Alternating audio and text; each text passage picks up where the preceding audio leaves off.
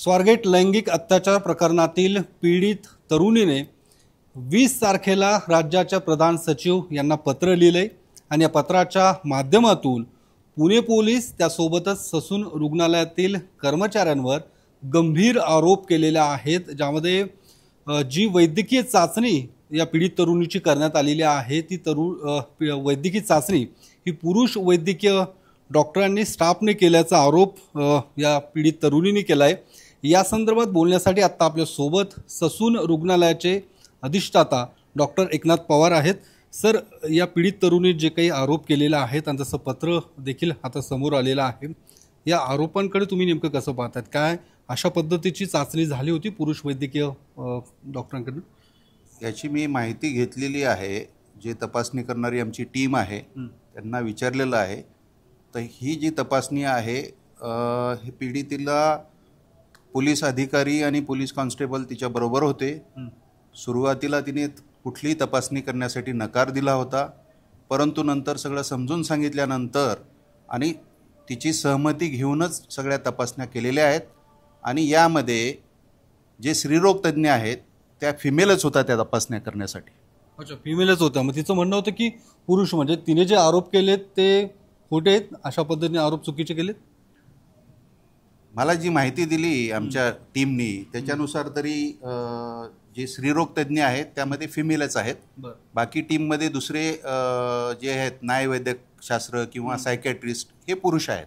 अच्छा, हो, परंतु ते जेव्हा तपासणी करतात तेव्हा त्यांच्याबरोबर लेडीज असते। तपासणी म्हणण्यापेक्षा ते बाकीचं फक्त समुपदेशन करायचं काम करतात सायकॅट्रिस्ट। बरं, तिचं म्हणणं आहे की माझी संमती नसताना देखील, माझी इच्छा नसताना देखील अशा पद्धतीने वैद्यकीय चाचणी ही पुरुष वैद्यकीय डॉक्टरांकडून अशा पद्धतीने करण्यात आली। सगळ्या सहमती घेऊनच नंतरच चाचण्या केलेल्या आहेत, लेखी संमती घेतलेली आहे। मग तिची चाचणी करत असताना स्त्री रोग तज्ञ डॉक्टर होते त्या ठिकाणी, म्हणजे यस।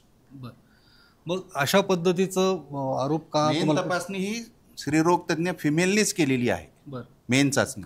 ओके, मग या सगळ्या संदर्भात पुणे पोलिसांकडे तुम्ही काही माहिती दिलेली आहे किंवा तुम्हाला तशी काही विचारणा झालेली आहे या सगळ्या पत्रानंतर, की प्रधान सचिवांना हे पत्र गेलेलं आहे आणि त्यानंतर काही तशी विचारणा झाली?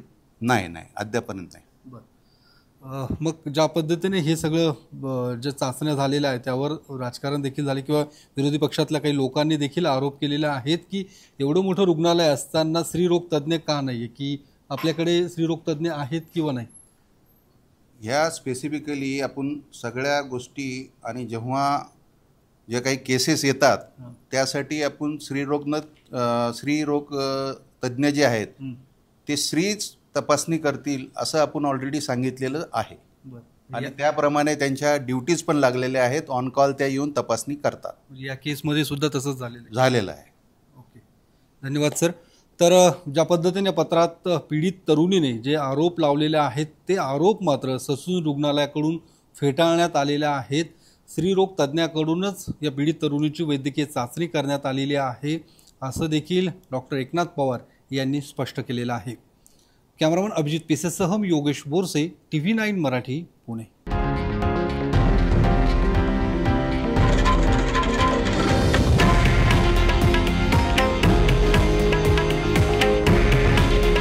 हे आहे देशातील नंबर 1 न्यूज नेटवर्क आणि आपण पाहत आहात TV9 मराठी।